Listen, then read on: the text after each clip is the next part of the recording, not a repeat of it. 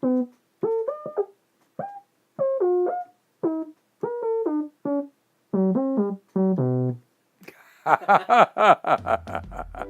this is Herbie Hancock, and you're in my studio, and we're going to talk about the ARP Odyssey.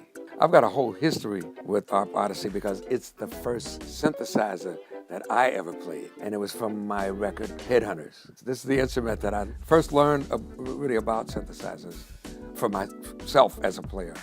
The thing about the Odyssey was that because it does have sliders and not just rotary knobs, you can easily make adjustments on the fly, in the moment.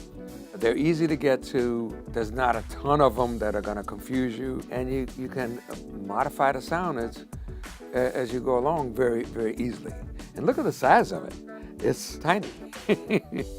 and it comes in a really cool case too. I really like the case that it comes in. They didn't have that before.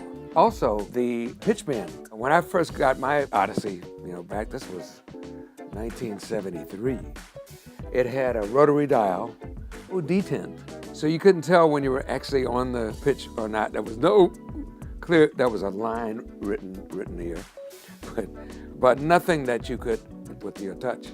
One of my solos on Headhunters, I played this phrase. I'd been messing with the pitch bend and doing things, and then I played this phrase that was supposed to be in pitch. It was a half step up. So I repeated it and turned the dial to make it flatter, a half step down. And it's on the record like that.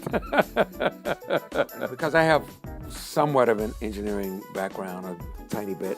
I wasn't afraid of synthesizers, but still, I didn't know how they work. But having, in this particular configuration that, the ARP Odyssey is really famous for, it was very easy to begin to understand how, not just to make a sound, but how to modify sounds. The layout makes it very user-friendly for learning how synthesis works.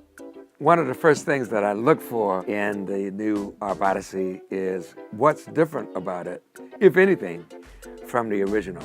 I looked at the back, and what did I see? MIDI.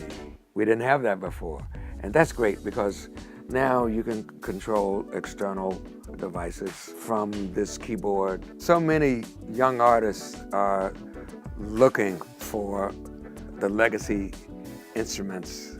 They weren't born when these first came out, and they love the sound of the original instruments. And I'm sure they'll immediately gravitate to the new ARP Odyssey.